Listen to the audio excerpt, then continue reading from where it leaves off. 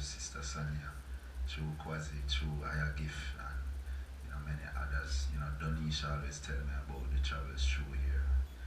I always just get a isle full energy anytime I see the community. Kwasi always keep and I updated with the progress and thing through the social media and thing. And, it has always been a pleasure. So, hearing say, we're able to line up a show, the team was able to line up a show, with Wally, and big up to Wally, and the whole family, who bring Iron Nine through. It's just a real joy. And the energy was up. The energy was, isle full first night. And it's just a joy to see the fullness. And we know say, from a reach, even everybody just say, oh, DC feel like home, from a reach, and the energy just step on a positive level. So I'm sure we'll be here many times, in the forward. Can you explain why the name Kabaka Pyramid, the origin of the name Kabaka, the pyramid, the whole Kemetic history? Alright, so the name now. So, early in the musical career, I found that, I kind of gravitated towards two different styles of music, reggae music and hip hop, and I ventured into the two styles individually and separately, So, when if you heard my music in like '05 or so, you'd hear a reggae song and it sound like a man that come from Jamaica. And you'd hear a hip hop song and it sound like a man that probably come from New York or so. You know what I mean? And it was like a kind of split identity thing going on. Not really schizophrenic or anything, but you know what I mean? So, through, the reggae side naturally, tend to focus on, Rastafari and, heavily influenced by Sizzla Kalonji. You know what I mean? I'm an artist that, him is the one who show I the light to Rastafari through his music. You know what I mean? And, just through Rastafari, the identity with Africa and, the identification with Africa, it calls upon an African name. So you do away with the, I grew up in a Christian household and thing, and I was given the name Keran, growing up, and, when you're in a Rastafari, you just start to burn a whole heap of fire, and, the thing set already. So, we just, search up the name, and through, I was in Orlando at the time, and just, live amongst myself and have a school, so my body apartment and thing, and we don't really have the community like that for fall upon, where, say, yeah, you go through certain rites of passage and thing, and a name is bestowed upon you and thing, a name in line with your purpose and thing. We never really have that. So, we just go online and look up African names, and, I just see the name Kabaka, and I say, say that name, yeah, it just feel right. And the definition at the time, in Uganda means king, and do a little research further from that, and, in Uganda there's the Buganda Empire, and the title for king, just like Negus or Negus Negas, it would be Kabaka, so and so, you know what I mean? So technically it's not really a name like that, but love it, and the energy was right, so we just work with it and kept it like that. So the reggae side, I went by Kabaka, you know what I mean? And the hip hop side now, I went by the name Ronnie P.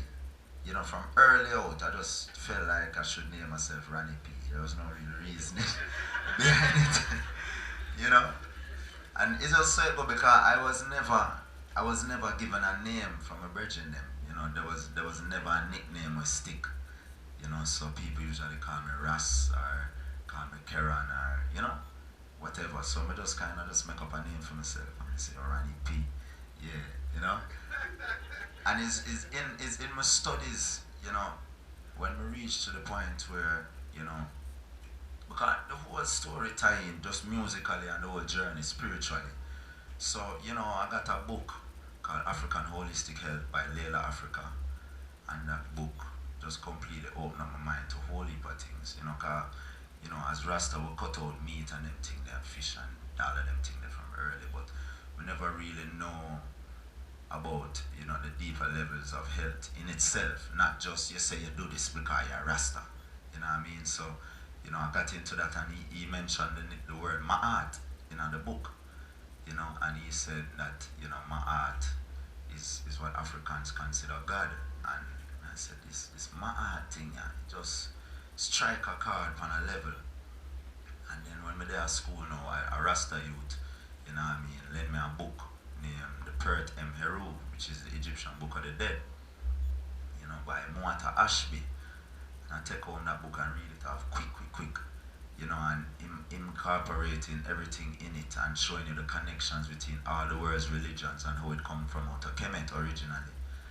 And that just opened up my mind, you know what I mean? Because as a Rasta youth, you know, you reason amongst the elders, you know about His Imperial Majesty. So up till that point, majority of my research was just about His Imperial Majesty.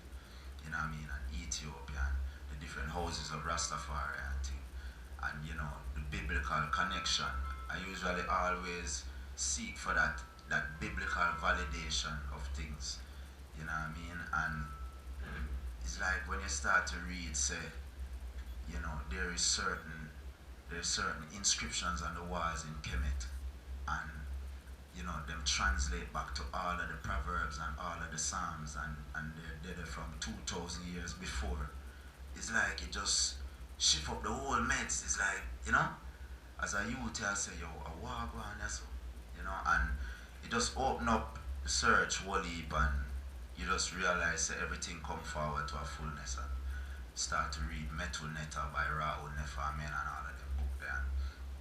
You know, I just realized that the P, it mean pyramid, you know, and you know, we just kind of get an overstanding of the pyramids and the mathematics involved, and you know what I mean, the pyramid as a symbol of ascension, you know, the upward pointing triangle and how it aligned with the stars them, and the, you know what I mean, Orion's belt and all of these things, Osiris belt. And you know, I just did identify with the pyramid. And then I get to find out, say, pyramid, you know, the original word Merkut was house of fire. So me I say, as a fire youth, you know what I mean, this am I something, you know? As a Aries, as a Reuben, as a fire, you know what I mean? So the identification was always there. And later on, you know, just realizing say it's unrealistic to pursue both genres of music, you know, at the same time. We just decide, say, you know, we made a decision as our label, say, as far as my music, we're going to fuse both of them into one, and just, you know, as far as the package of it, it's reggae music, you know what I mean? Because, you know, being in Jamaica and thing, it only makes sense, you know, so we just fuse the two names together, Kabaka Pyramid, and from there, that's the long version, you know, cause yeah, more time we do interviews and we give them the short version, but we feel like we can expound tonight, you know. One of the things I think was great for Washington DC is that we got to see Kabaka and Ibama in a very intimate setting. If you look online, you will see that these brethren have played some massive venues, massive crowds in Europe, different places, and one of the things we would like to know is basically your experience coming from Jamaica, now, you know, doing some of the festivals, some of the bigger shows, seeing the impact of the music of Jamaica, seeing the impact of Rastafari, you know, what is your impression? Yeah. I mean, it's amazing to see the potential of, you know, the message of Rastafari and the teachings of His Majesty, you know what I mean, and the impact it has on people worldwide. You know, the most interesting thing to me is the lack of recognition and the lack of importance placed upon this message in Jamaica, you know what I mean, the island where it spawned from, you know what I mean, in this time. And the level of persecution and things still going on in Jamaica.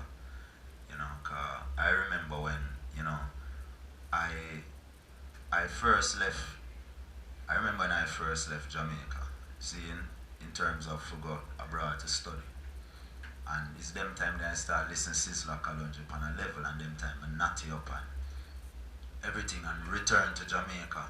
And Dwayne and them and Abby them was still in sixth farm, because I never got sixth farm. I left and them they continue and go sixth farm.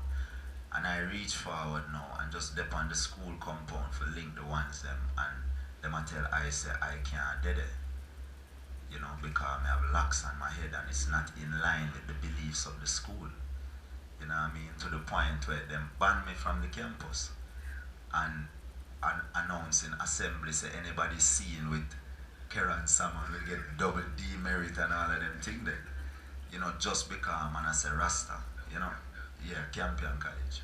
You know what I mean? So, you know, we see them levels of persecution still going on. Nothing compared to what, you know what I mean, the ancient them got through, you know, completely a different league of thing. But, you know, when we go certain place like Summer Jam and 30,000 people and, you know what I mean, everybody has a Rasta. You know what I mean?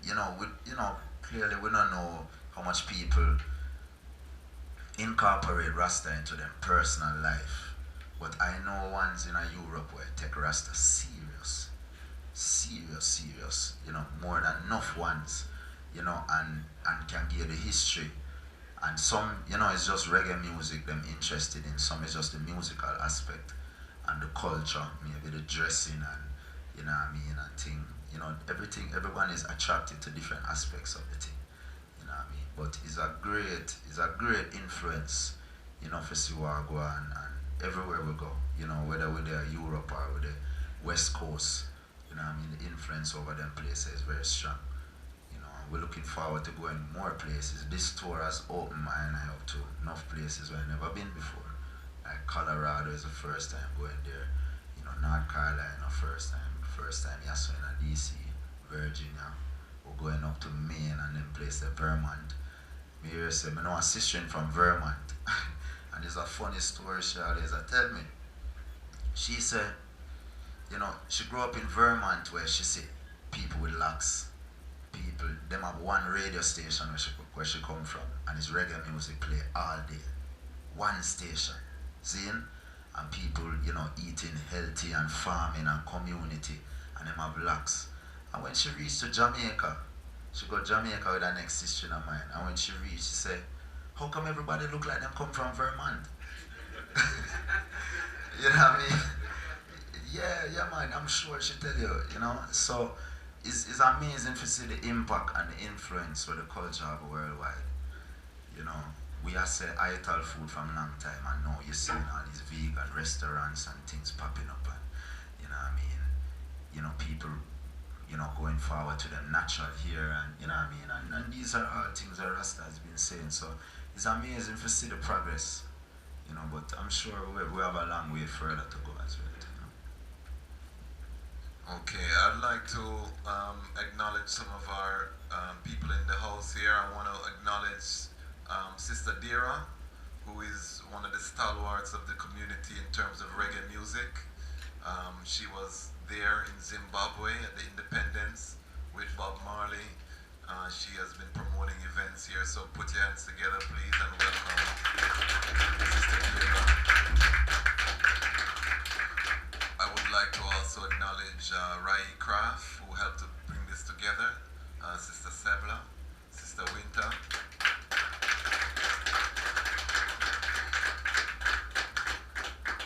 We have to also acknowledge Resman, who is there at 9:30, but he is also one of the stalwarts in terms of reggae music and working in this area. Candy B, I see you.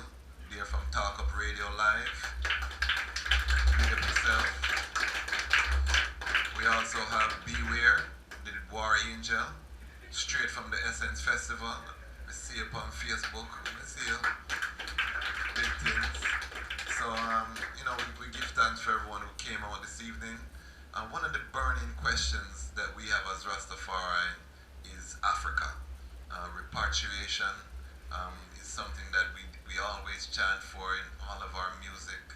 And I know we have a lot of Africans here. We're going to open up to question and answer. But the question is, as an artist, um, we're going to. What is your thoughts in terms of touring Africa? Will you get a chance to tour Africa? Are there any plans? Are there plans to move? Because one of the criticisms that we hear from our African brothers and sisters, and I've been to Africa 3 times, um, is why are these artists singing about Africa? We don't see them. They never move to Africa. You know, it's like it's a gimmicks. You know what I mean? And this is from the brethren and sisters on the ground, and it breeds a level of resentment over time, even though they love the music, but they want to know, are we serious? So, as an artist, I would like you to reason about Africa, future plans, and your thoughts in terms of manifesting the word sound in the music to reality. Give thanks.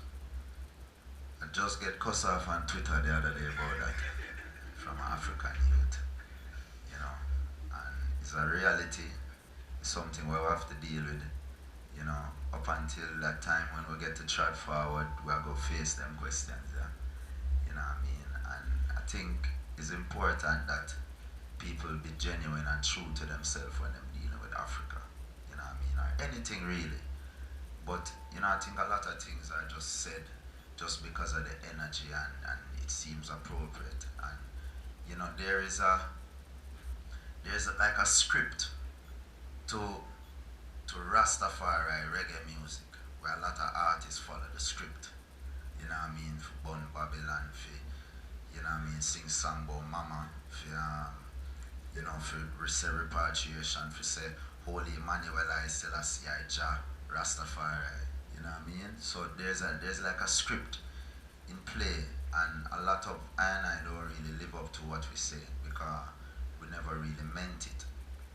You know, and I think that's a shame. I think for I personally, you know,